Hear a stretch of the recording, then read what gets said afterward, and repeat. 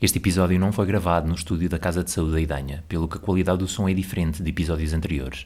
Por este motivo, recomendamos que o ouça usando auscultadores.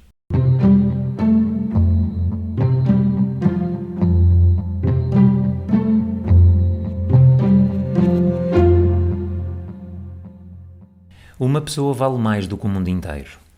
Disse-o Bentemeni, firmando a sua missão, talvez sabendo que o mundo nunca será inteiro se não nos movermos e comovermos com o sofrimento do outro.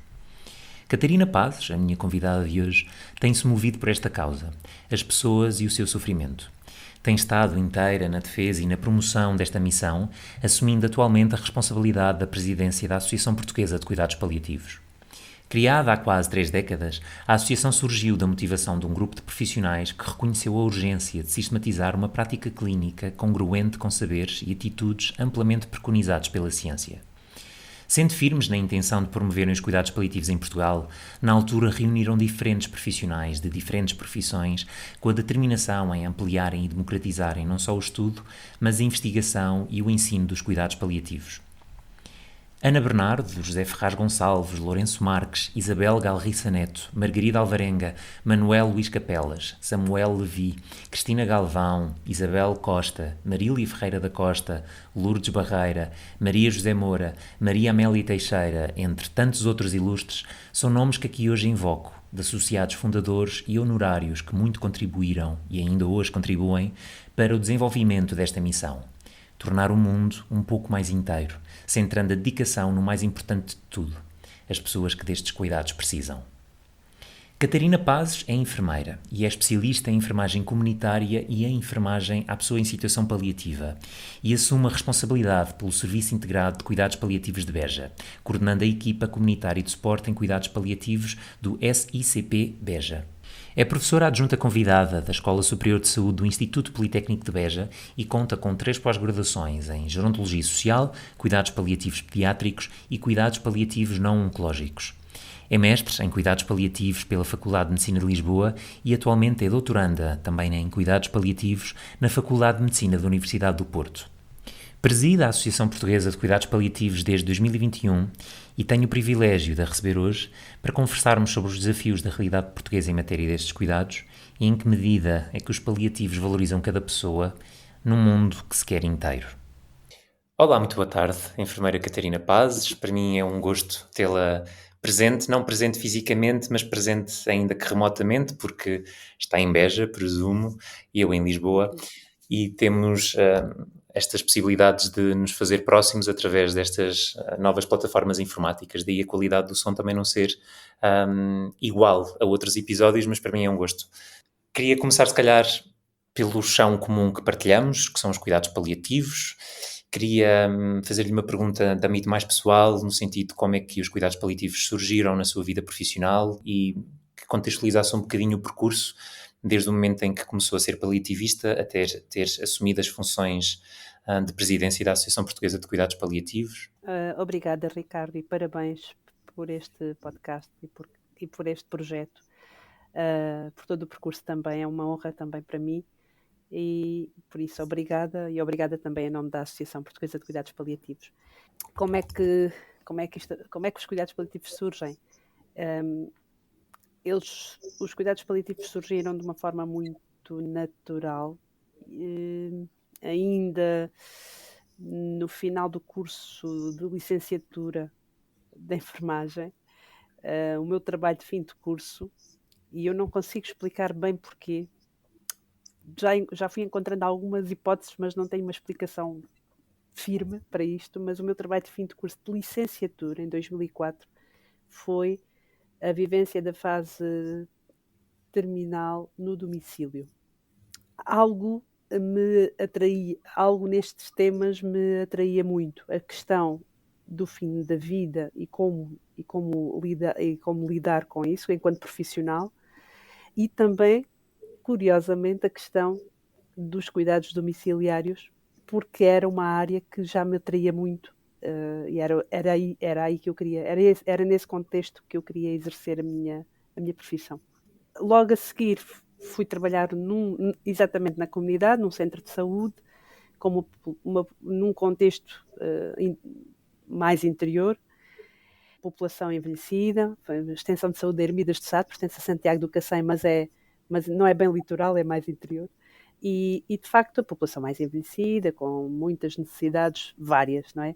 Fiz o início da formação a seguir à licenciatura, fiz uma pós-graduação em gerontologia, tive algum contacto com a área dos cuidados paliativos e logo a seguir, em 2007, uma médica do litoral, a doutora Margarida Damas de Carvalho, que também é paliativista, lembrou-se de falar com alguns enfermeiros daquela região, se não queriam fazer formação em cuidados paliativos, e estavam abertas as candidaturas para o mestrado de cuidados paliativos da Faculdade de Medicina de Lisboa, e ela lembrou-se, porque não, e não nos conhecíamos bem, mas achou que podia ser uma hipótese, que poderia ser bom, até porque seria a possibilidade de alargar a resposta de cuidados paliativos naquela região se tivesse mais profissionais com esta formação. E eu fui procurar e candidatei-me. Quando comecei as aulas de cuidados paliativos, descobri a minha área. Foi assim, descobri o que eu queria fazer. Não tive dúvida nenhuma que era a resposta para várias inquietações que eu tinha, a sensação de impotência face a várias situações com as quais já me tinha deparado ou que sabia que existiam, eram respondidas com aquilo que eu estava a receber ali de formação. Eu percebo que a formação não é o garante para que nós tenhamos as competências para trabalhar nesta área, de todo, mas há uma coisa que eu sei. Quando nos identificamos naturalmente com esta área, nós já sabemos que somos paliativistas. A partir daí, já não conseguimos, mesmo que queiramos, já não conseguimos descolar isto de nós, porque é natural, é da natureza. É aquela expressão, quando sabemos, Não sei sabemos. dos paliativos, mas os paliativos... Exatamente. Quando eu digo, esta área é extraordinariamente apaixonante, mas é mesmo. Quando nós a conhecemos verdadeiramente, nós não conseguimos, de facto, não conseguimos perceber como é que não é tão óbvio para toda a gente que é uma área tão boa, porque dá, de facto, respostas para muitas inquietações e para muitos problemas com os quais os profissionais de saúde todos se deparam todos os dias. Nós temos realmente um privilégio enorme por termos descoberto estas respostas, temos descoberto uma forma de responder aos vários problemas, não nos sentirmos impotentes face a esses problemas, sentirmos que temos algo que podemos fazer de diferente e que pode fazer realmente a diferença na vida das pessoas, e isso é um privilégio diário que nos dá um retorno inexplicável. E todos os dias há uma renovação desta energia e desta vontade e deste gosto e desta paixão. Não há outra forma de explicar isto. Ainda há pouco tempo me perguntaram, mas como é que tu continuas tão entusiasmada? Este entusiasmo e esta motivação, este fascínio por esta área, vem de facto das vivências diárias. O retorno de todos os dias, não só com os doentes e famílias, que esse é o mais importante, mas também aquilo que vivemos entre colegas, entre a equipa, é que nos vai alimentando e colmatando tantas dificuldades e tantos lados difíceis de que todo o processo pode trazer, porque as dificuldades trazidas pelas doenças, pelo sofrimento, essas fazem parte da vida e nós temos que lidar com elas. As dificuldades que o sistema nos traz e os entraves que nós temos para responder adequadamente às situações de sofrimento, essas são aquelas que nós lutamos contra e que de facto nos fazem perder alguma energia, nos dão desgaste, nos trazem tristeza, porque nós acabamos por não compreender, cá está, não compreendemos como é que os outros não veem que isto é tão útil, tão necessário e tão urgente. Percebo perfeitamente. E é aí que entra a associação. É por causa desta forma de estar inquieta, eu penso que foi por aí, a forma de estar inquieta, não só no dia-a-dia, na minha equipa, no dia-a-dia com os nossos doentes, mas também esta atitude inquieta e uma atitude de proatividade e de construção e de desenvolvimento de uma área tão essencial. as pessoas que me conhecem, que estão à minha volta com os quais eu fui contactando, ao terem percebido isso, desafiaram-me para a associação. Olha, por que não criares uma lista para a próxima? Eu fiz a lista e avancei sem pensar muito, mas o nosso propósito é representar os profissionais em favor do desenvolvimento dos cuidados paliativos para todos. Essa era a pergunta que já me respondeu. Qual era o âmbito e o contexto da Associação Portuguesa de Cuidados Paliativos? E lhe perguntar desde quando é que ela existe. Percebi que foi e que surgiu de uma inquietação de vários profissionais quando confrontados com a realidade portuguesa de algumas insuficiências naquilo que dizia respeito a acesso a cuidados. Insuficiências esta que ainda persistem, se calhar, de formas diferentes e de intensidades diferentes, mas já lá vamos, qual a realidade de cuidados paliativos em Portugal. Mas queria lhe perguntar, primeiro, há quanto tempo é que preside a associação e depois quais é que são os objetivos mais prementes da associação, porque serão vários, mas quais é que são aqueles mais prementes? Então, a associação nasce em 1995, fará 30 anos, nasceu no Porto, com um grupo de profissionais muito associados ao Serviço de Cuidados Paliativos do Porto, do IPO do Porto. O professor Ferraz Gonçalves foi o primeiro presidente. E a motivação para criar uma associação multiprofissional, e esta será sempre a diferença e um ponto diferenciador, é que esta é uma associação de vários profissionais e de múltiplas disciplinas, porque os cuidados paliativos têm essa essência de multidisciplinaridade e, portanto, e transdisciplinaridade. Partindo dessa essência de que um crescimento e desenvolvimento desta área implica sempre um pensamento multidisciplinar, foi criada esta associação. Esta associação tem um propósito de dar um contributo para o desenvolvimento da área, tanto em termos de desenvolvimento das várias profissões que constituem as equipas, mas também virado para a sociedade, numa lógica de literacia, mais literacia sobre a área e de mais formação e informação para melhor exigência e mais capacitação das pessoas para exigirem e saberem aquilo que têm direito na área dos cuidados paliativos, e por isso precisam de saber de facto do que é que se trata. E depois a responsabilidade de representar os profissionais relativamente a quem nos gere do ponto de vista governativo. No fundo, também ser a voz dos profissionais junto da tutela, junto da comunicação social. Portanto, há uma responsabilidade que acaba por ser diária. Ainda hoje fizemos um pedido de audiência à Comissão Parlamentar da Saúde.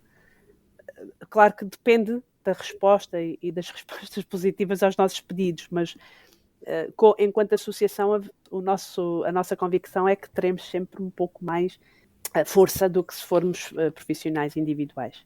E é essa a lógica. Ser representantes dos profissionais que trabalham na área, em favor do desenvolvimento dos cuidados paliativos, pelos doentes, pelas famílias, pelos profissionais, e tendo a sociedade mais informada e mais capaz de exigir o desenvolvimento este mesmo desenvolvimento.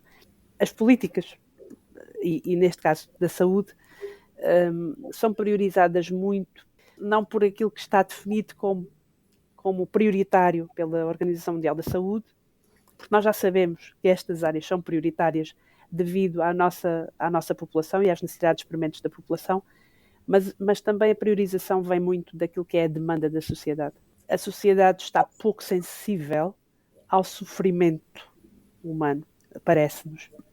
Não é notícia e não é apelativo falar deste assunto, porque as pessoas não querem, na verdade, ouvir muito falar sobre estas coisas.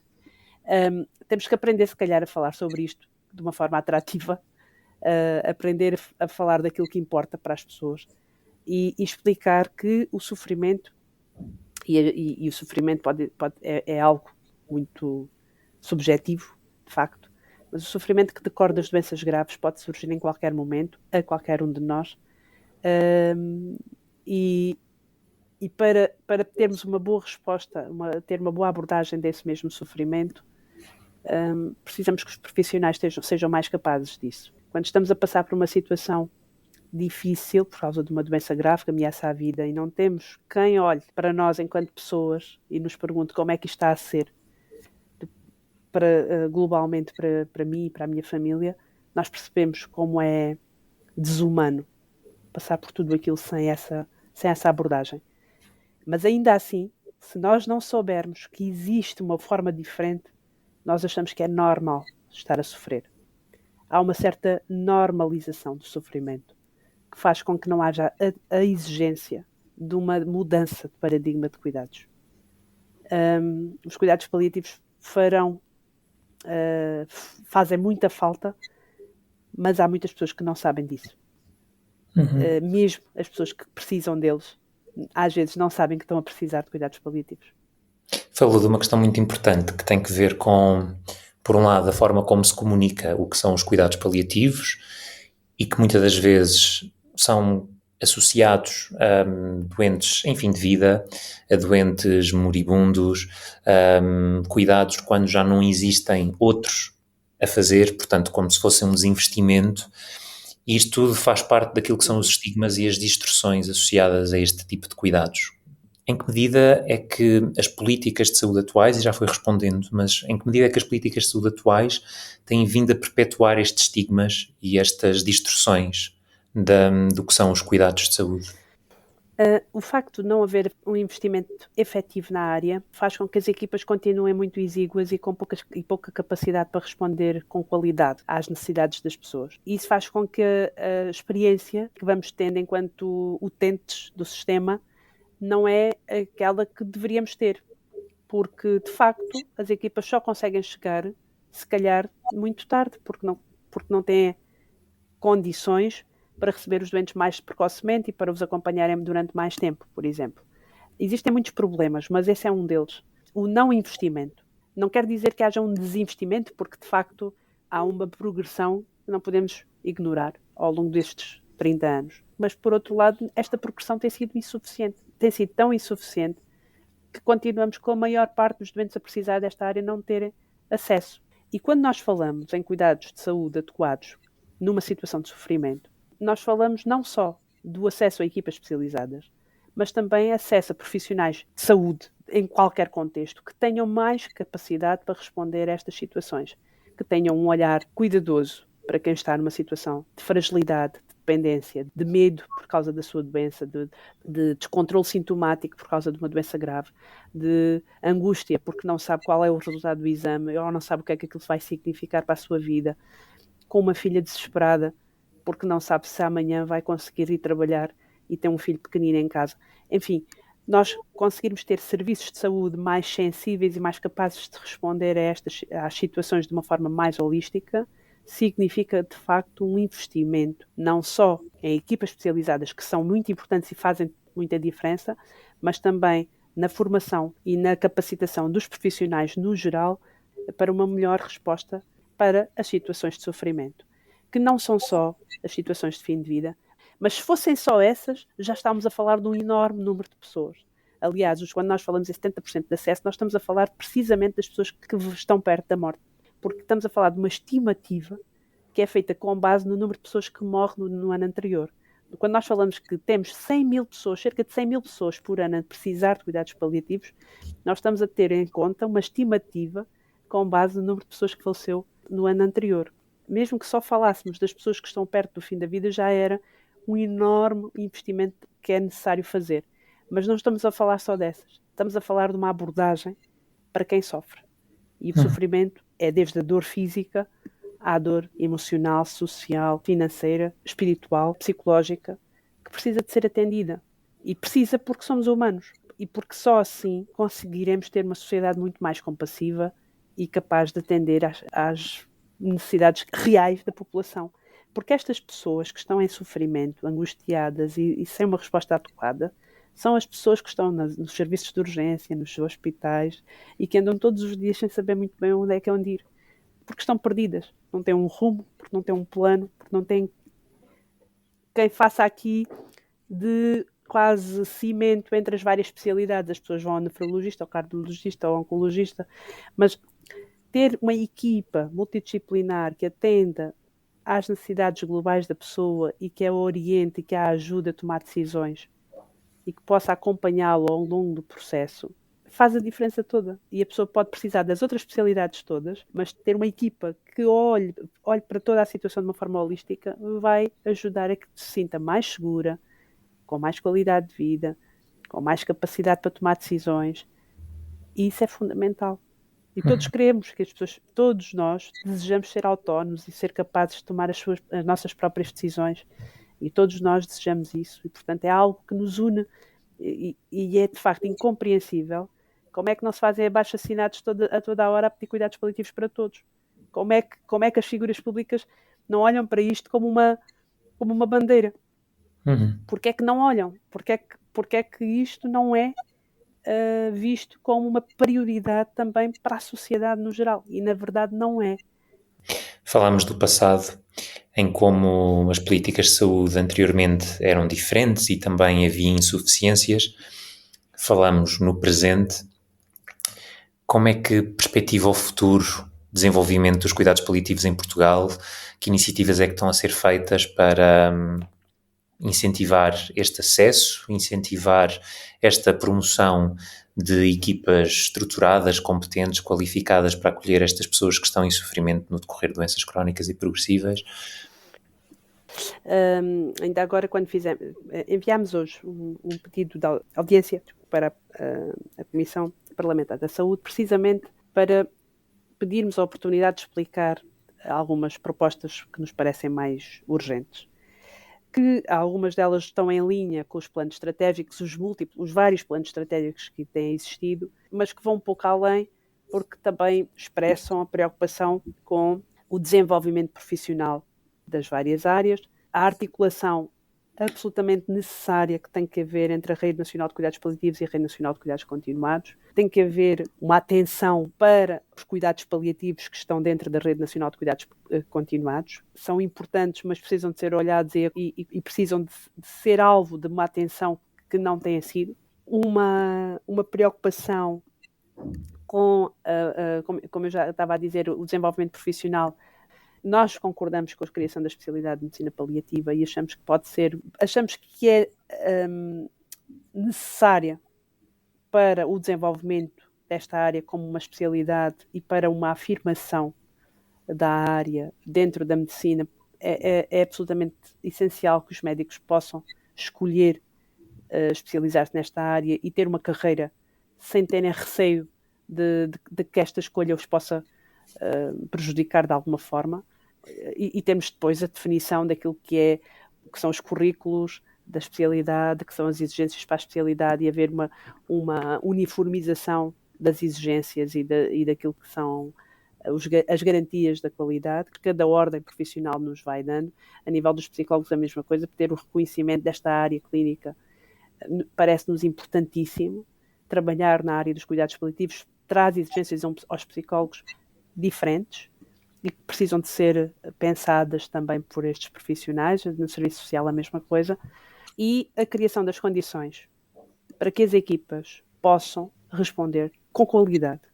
Chega de termos equipas nomeadas para cumprir um checklist, para dizer, temos a equipa ali. Nós precisamos que as equipas funcionem todos os dias, que tenham a capacidade de resposta, que as coisas funcionem como funcionam noutras áreas, com as especificidades próprias e com os princípios próprios dos cuidados paliativos.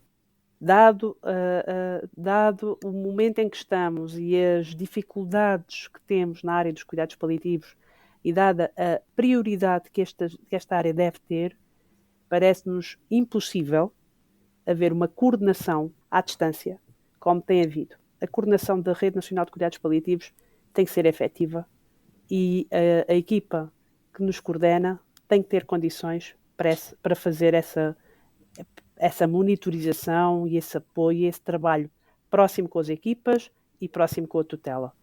Do nosso ponto de vista, não pode ser um trabalho nos tempos livres ou um trabalho à parte. Não é possível, porque isto é extremamente exigente. A Comissão Nacional tem que ter um conhecimento técnico na área dos cuidados paliativos inquestionável, por um lado, mas também tem que ter as condições para fazer uma coordenação efetiva. E até agora parece-nos que falha-nos essa proximidade e essa capacidade de estar essa capacidade de nos monitorizar e de nos apoiar a melhorar, porque a garantia da qualidade também se faz por aí e não é possível para não haver horas efetivas para essa função. Isto não é uma crítica à Comissão Nacional, é uma crítica à gestão e à forma como as coisas têm sido pensadas. Nós não precisamos de planos estratégicos de 2 em 2 anos se não os cumprimos. Porque não vale a pena termos planos estratégicos todos os anos, ou de 2 em 2 anos, para depois chegarmos ao final do biénio e chegarmos à conclusão que continuamos na mesma. O primeiro plano estratégico, se não estou em erro, surgiu em 2016, para o biénio 2016-2018. Foram identificadas propostas, foram estabelecidos objetivos. O biénio seguinte revelou que, de facto, muitos dos objetivos ficaram por cumprir e isto dificultou depois também o acesso, por um lado, das pessoas que precisam de cuidados, porque também houve esta desvinculação da Rede Nacional de Cuidados Paliativos da Rede Nacional de Cuidados Continuados Integrados, e quem nos ouve e quem não está na área pode ser confusa esta terminologia, mas só para dar a nota que, de facto, os cuidados paliativos acontecem em vários lugares, na comunidade, nas casas das pessoas, com equipas como a da enfermeira Catarina Pazes, que vai ao domicílio a cuidar das pessoas que estão com necessidades paliativas. Acontecem também em unidades de internamento, que são também escassas, e depois poderão acontecer também nas equipas intra-hospitalares dos hospitais e, idealmente, isto deveria funcionar em rede e deveriam haver esta articulação muito oleada para as pessoas conseguirem aceder aos cuidados paliativos onde quer que estejam. Mas, efetivamente, neste momento, esta rede não funciona tanto quanto seria desejável, também porque os recursos para referenciar as pessoas não estão a tempo inteiro nas equipas, muitas das vezes. Isto também era uma questão que lhe queria fazer relativamente às diferentes geografias de Portugal, porque há realidades muito diferentes naquelas que são o sul, naquelas que são o centro, naquelas que são as realidades do norte. Queria-lhe pedir apenas uma validação ou apenas correção daquilo que eu estou a dizer. Estas realidades são muito diferentes nas várias geografias do país, não são? São, e nós, olhando para o relatório da Comissão Nacional, não conseguimos, só olhando para o relatório não é possível dizer o real acesso que as pessoas têm em cada uma das regiões. Nós sabemos, por exemplo, que todos os hospitais têm uma equipa intra-hospitalar de cuidados paliativos, mas segundo o relatório de 2022, apenas 2 têm o mínimo dos recursos definidos. Portanto, isto mostra que, efetivamente, esta não tem sido uma prioridade. Quando algo é prioritário, implica que, de cima do próprio Ministério, há essa dinamização junto dos conselhos de administração e agora esta mudança para as ULS, que tem aspectos teoricamente muito bons, mas que sabemos que na prática tem muitos desafios e em cada região tem os seus e pronto, a questão das mega ULS é um dos problemas que temos, como é óbvio, não é? É diferente termos um hospital e 13 centros de saúde, que é a minha realidade, com 100 mil pessoas à volta, claro que imensamente dispersas, mas pronto, são cada contexto traz suas características que têm que ser atendidas e pensadas de uma forma diferente, mas de cima tem que haver essa dinamização junto da governação intermédia para, olha, isto é uma prioridade e as equipas têm que estar a funcionar e tem que haver uma preocupação. O que é certo é que isto sai aos planos estratégicos, mas depois aquilo não tem sido entendido como uma força tem que ser cumprido. E isso tem que mudar. Pronto, tem que haver esse trabalho com o Ministério de uma forma muito mais próxima e, se calhar, e nós queremos acreditar que com uma melhor comunicação e uma melhor explicação daquilo que se está a passar na prática, esta é de facto uma das áreas que o Ministério vai ter que olhar com cuidado, porque as necessidades nesta área estão a crescer todos os dias. Em 2060 vamos ter o dobro das necessidades e não estamos a fazer nada para resolver o problema hoje, nem pouco mais ou menos para aquilo que está a acontecer para o futuro. Portanto, nós precisamos, de facto, nós estamos a gastar muitos recursos, muito dinheiro, a tratar menos bem as pessoas, porque estamos a ser muito pouco eficientes. Para que haja uma mudança de facto é preciso um investimento sério, porque para as equipas fazerem esta diferença que nós dizemos que é muito boa e muito importante, porque quem recebe cuidados paliativos sabe do que é que eu estou a falar, os profissionais da área sabem do que é que eu estou a falar, mas para que isto aconteça é preciso investimento. Não é possível ter as equipas a funcionar sem investimento, e o principal investimento é nos recursos humanos. Não é em estruturas, apesar de serem muito importantes as estruturas, mas os recursos humanos que estão nas estruturas são os mais importantes e nós não estamos a conseguir segurar, nem motivar, nem ajudar sequer a desenvolver competências. Todos os dias nós conhecemos médicos, enfermeiros, psicólogos, assistentes sociais que estão a fazer a sua formação paga por si, pelo seu bolso, com muito esforço. Enquanto houver profissionais com formação na área, a querer ir trabalhar nesta área e a não serem acolhidos, há muito a fazer. Falámos também muito sobre cuidados paliativos para adultos e pessoas mais velhas. E os cuidados paliativos pediátricos, onde ficam? Os cuidados paliativos pediátricos são uma área absolutamente essencial e um mundo justo e com a resposta, com as respostas em saúde pensadas também para as crianças, implica uma disponibilidade de cuidados paliativos pediátricos para todos. Nós temos uma estimativa de 8.000 crianças por ano. As estimativas contam o que contam, mas sabemos que não vamos muito além das 800 crianças com acesso a cuidados paliativos pediátricos por ano no nosso país. Estamos a falar de 10%. Isto tem um impacto brutal para as crianças e para as famílias. Estamos a falar de um suporte e de um acompanhamento muito específico, que muitas vezes acompanha a criança em toda a sua vida, chegando até à idade adulta, muitas vezes também. Estamos a falar de muitos altos e baixos, de muitas situações de crise, de muitas angústias, muitos medos, vividos quase em solidão pelos pais ou vividos obrigatoriamente em ambiente hospitalar, quase totalmente, porque a insegurança é enorme, porque não há um suporte e um olhar para a globalidade daquela criança, daquela família, das necessidades educativas daquela criança, para as necessidades sociais, psicológicas, etc., de toda aquela família, que uma equipa multidisciplinar de cuidados paliativos pediátricos pode trazer e pode ser uma enorme mais-valia para o acompanhamento que estas crianças precisam de ter ao longo da sua vida,